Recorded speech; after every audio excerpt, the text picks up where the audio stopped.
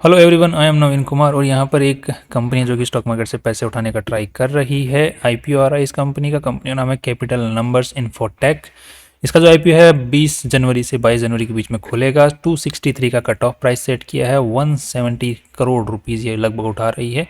इसमें से 85 करोड़ रुपीज़ तो जो है वो कंपनी के पास में जाएंगे और 85 crore rupees worth of shares company के जो promoters, initial share holders, mainly जो प्रमोटर हैं वो यहाँ पर अपना स्टेक बेच रहे हैं 85 करोड़ वर्थ ऑफ शेयर्स। अब यहाँ पे नेक्स्ट अगर देखते हैं प्रमोटर्स का जो आफ्टर द आईपीओ जो शेयर होल्डिंग रह जाने वाला है, मालिकाना हक कंपनी के अंदर रह जाने वाला, that is around 73-74%। That's again very great कि वो ज़्यादा स्टेक नहीं दे रहे हैं यहाँ पर मार्केट में। दूसरा, कंपनी को कुछ खास पैसों की ज़रूरत नहीं है ज़्यादा, जितने वो उठा रहे हैं उतनों की, बट ये मार्केट के अभी ऑल टाइम हाई पे, मतलब एक मार्केट में अभी बना हुआ है कि अच्छे खासी वैल्यू कंपनियां खुद की लगवा रही हैं, उनको वैल्यू मिल भी रही है आईपीओ के थ्रू। अब ये कंपनी जो पूरी खुद की जो वैल्यू लगा रही है that is around 642 crore rupees. इतनी वैल्यू के फुल फ्लैज वाले जो मेन बोर्ड आईपीओ आते हैं, बट ये कंपनी एसएमई कैटेगरी के थ्रू अपना आईपीओ लेके आ रही है, जो तो जाकि आपको एक फाइल लगाने के लिए 1,05,200 रुपये की ज़रूरत पड़ने वाली है। अब यूजुअली क्या होता है, जब कंपनी बड़ी होती है, अच्छे खासे पैसे उठा रही होती है और एसएमई कैटेगरी से पैसे उठा रही होती है, तो वहाँ पर एक ही मेन रीज़न होता है कि वहाँ पे एसएमई कैटेगरी में सब्सक्रिप्शन बहुत अच्छा आ रहा है, वैल्यू बहुत अच्छी मिल रही है कंपनियों को। ये सबसे मेन रीज़न होता है। और दूसरा क्या है कि वो जो बड़ा वाला रूट है मेन बोर्ड वाला, वो थोड़ा सा महंगा पड़ता है कंपनियों के लिए। सेबी वाले रूट जो है वहाँ पे थोड़ा सा मतलब अप्रूवल ले पाना थोड़ा मुश्किल आता है। एक्सचेंज एसएमई कैटेगरी के अंदर में एक्सचेंज के थ्रू अप्रूवल चाहिए। सेबी को तो सिर्फ एक नोटिफिकेशन देना होता है कि हम आईपीओ ला रहे हैं जी। अप्रूवल लेने की एक्सचेंज से ज़रूरत पड़ती है एसएमई कैटेगरी में। सो ये थोड़ा सा आसान रास्ता है और थोड़ा सा वो क्या बोलते हैं उसको, पैसे भी जल्दी मिल जाते हैं, आसानी से मिल जाते हैं, वैल्यू भी अच्छी मिल जाती है, एसएमई कैटेगरी की है। और कंप्लाइंस जो है उसके अकॉर्डिंग भी हाफ ईयरली रिजल्ट जारी करने पड़ते हैं, क्वार्टर रिजल्ट जारी नहीं करने पड़ते हैं। तो काफ़ी सारे फ़ायदे हैं, तो एक फ़ायदों का फ़ायदा उठाती हैं, बट वैल्यू अच्छी खासी लगाती हैं बिकॉज मार्केट अच्छा खासा भी वैल्यू दे रहा है आईपीओज़ को, और एसएमई कैटेगरी के आईपीओज़ को तो बहुत अच्छी वैल्यू दे रहा है।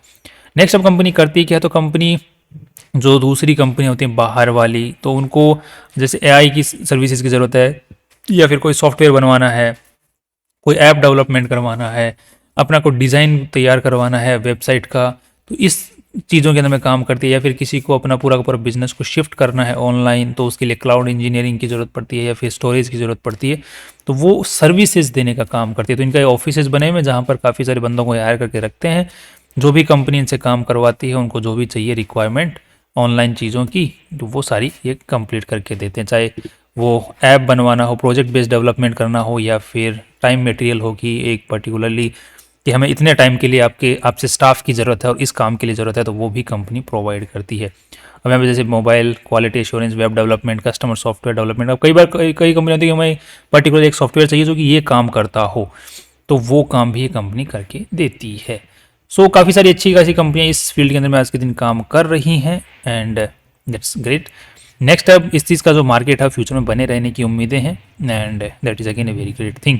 अब थोड़ा सा कंपनी को और जानने की कोशिश कर लेते हैं कि कंपनी पैसे क्यों उठा रही है, क्या रीज़न है। तो यहाँ पे पहला रीज़न जो है कि 18 करोड़ रुपए तो हम लोग जो है अपनी टेक्नोलॉजी को और एडवांस करने में काम में लेने वाले हैं, ताकि ऐप डेवलपमेंट और ये सॉफ्टवेयर डेवलपमेंट वगैरह तो हमारे जो एम्प्लॉयज़ उनके लिए काम आसान हो।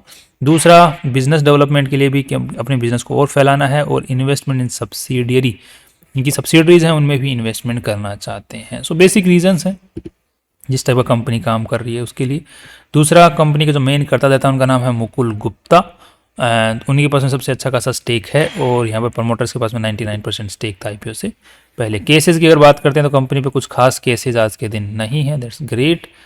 अब कंपनी 2012 के अंदर में शुरुआत हुई थी इसकी, और बाद में इन्होंने 2013-14 के अंदर में mobile web development e commerce solution के जो है सॉल्यूशन प्रोवाइड करना शुरू कर दिया था, कि जिससे किसी कंपनी को अपने बिजनेस को ऑनलाइन लेके जाना है, ऑनलाइन ही डिलीवरी करनी है, जैसे गूगल अमेजोन टाइप, तो वो सॉल्यूशन भी प्रोवाइड करना शुरू कर दिया। फिर इन्होंने धीरे धीरे अपना बिजनेस है उसको फैलाना शुरू किया इंटरनेशनल। ये माइलस्टोन्स इन्होंने टच किए हैं, आप इसको पॉज करके पढ़ सकते हैं आराम से, राइट। ये मुकुल गुप्ता जी के बारे में कुछ बेसिक डिटेल्स आपको जानने के लिए अगर ज़रूरत होती है कि क्या कौन चला रहा है, उसका क्या स्किल्स हैं, कितने साल का एक्सपीरियंस है, राइट, तो वो आप पॉज करके आराम से पढ़ सकते हैं। नेक्स्ट कंपनी के पास में आज के दिन जो बिजनेस कर रही है वो एक तो ओन्ड ऑफिस है, ये वाला जो पर्टिकुलरली है, और ये जो पर्टिकुलर डेवलप ये है लीज के ऊपर में ले रखा है। ये ऑफिसेज हैं, आप जैसे देख पाते हैं। नेक्स्ट, अब कंपनी का जो मेनली रेवेन्यू आ रहा है, मतलब सारा का सारा आज के दिन जो रेवेन्यू आ रहा है, जितना भी पैसा आ रहा है वो एक्सपोर्ट से आ रहा है। दैट मीन्स कि बाहर का इंडस्ट्रीज का काम ही आज के दिन कंपनी देख रही है। सो क्लाइंट जो है बाहर हैं, इंडिया के बाहर, यूएस, यूके, इस साइड में, राइट। नेक्स्ट, टॉप 10 कस्टमर से 24% रेवेन्यू कंपनी का 2000 अभी पिछले 6 महीनों के अंदर में आया है। तो दैट्स ग्रेट की कंपनी के पास में एक अच्छा खासा सिग्निफिकेंट कस्टमर बेस आज के दिन बना हुआ है। रेवेन्यू यहाँ पर आ गया यूएसए, यूके, यूएसए से सबसे ज़्यादा कंपनी का रेवेन्यू आ रहा है। कंपनी की रेटिंग अच्छी खासी है यहाँ पर, चाहे ये रेटिंग प्लेटफॉर्म्स हैं 4.8, दैट्स ग्रेट। सर्विसेज ऑफर्ड, जैसे कि हम ऑलरेडी बात कर चुके हैं, web development, customer software, custom based software development. And next is AI ML, generative AI, ये आजकल के नए हैं, नई चीज़ें हैं। AI हो गया, मशीन लर्निंग हो गई, जनरेटिव AI हो गया, ये आने वाला फ्यूचर है। तो इन्हीं चीज़ों के अंदर में आजकल जो क्लाइंट्स हैं वो शिफ्ट होने की कोशिश कर रहे हैं, तो उसमें कंपनी हेल्प करती है। ये कुछ प्लेटफॉर्म्स हैं जिनकी हेल्प करती है कंपनी, जिनके बेस के ऊपर में कंपनी उनको सर्विसेज प्रोवाइड करती है। जैसे ओपन चैट GPT का बेस है, ओपन AI API का बेस है, एजूर API है, ये बेसिस हैं, राइट। तो इनको आप, ये कंपनी की बेसिक सर्विसेज हैं जिनमें कंपनी आज के दिन काम कर रही है। थोड़ा सा हम ये कितना पैसा इसमें लगा हुआ है बैलेंस शीट में, पैसों पूरी कंपनी के अंदर, उसकी अगर चर्चा कर लेते हैं तो 90 CR लगे हुए हैं, जिसमें से इन्वेस्टर्स का पैसा इज़ अराउंड ये 80 CR के आसपास में। सो दैट्स ग्रेट की कंपनी के ऊपर में कोई ज़्यादा खास लोन वोन आज के दिन नहीं है। ये पैसा भी वहीं लगा हुआ है जहाँ पे लगा होना चाहिए, जिस हिसाब से कंपनी का साइज़ है, जिस हिसाब से कंपनी का जो काम है। नेक्स्ट, कंपनी इनकम स्टेटमेंट को चेक करते हैं तो यहाँ पर कुछ खास इंक्रीज देखने को नहीं मिल रहा है। जैसे कि हम लोग प्रोजेक्शन वाइज भी देखते हैं तो 50 CR 6 महीनों में, तो 100 CR हो जाएगा पूरे 12 महीनों के अंदर, हम लोग एक्सपेक्टेड करके चल रहे हैं। तो कुछ खास यहाँ पे इंक्रीज है नहीं पिछले सालों के मुकाबले, अगर कंपेयर करके देखते हैं तो that's kind of not good, but still company का नेट प्रॉफिट बहुत अच्छा खासा निकाल पा रही है। 15 CR, 17, 25, और इस साल जो है लगभग 27, 28, 29 CR के आसपास के निकाल लेगी, एक्सपेक्टेड है। बट पिछले सालों के मुकाबले इतना खास इंक्रीज नेट प्रॉफिट में नहीं आने की उम्मीदें हैं। सो हम लोग अगर हाईएस्ट लेके भी चलें 30 CR के हिसाब से हम लोग एक P और PB रेशियो निकालने की कोशिश कर लेंगे, जिससे कि हम कंपैरिजन कर पाएँ दूसरी कंपनियों के साथ में जो ऑलरेडी लिस्टेड है इसी सेक्टर में। कैश फ्लो स्टेटमेंट की अगर बात करते हैं तो cash flow statement is very great, because जिस आपका कंपनी काम कर रही है उसमें कैश फ्लो खराब रहता है कई कंपनियों का, बट इसका नहीं है, दैट्स वेरी ग्रेट। इसी सेक्टर में काम करने वाले InfoBeans technologies and one is silver touch technologies, इसका P है 45 का, इसका है 27 का, और अपने वाली कंपनी जिसका 30 CR के हिसाब से हम लोग निकालने वाले हैं, राइट। तो इसका है लगभग 30, 20, 21, 22 का P रेशियो है। इसको कंपेयर करते हैं तो दोनों के मुकाबले अच्छी कमाई कर रही है।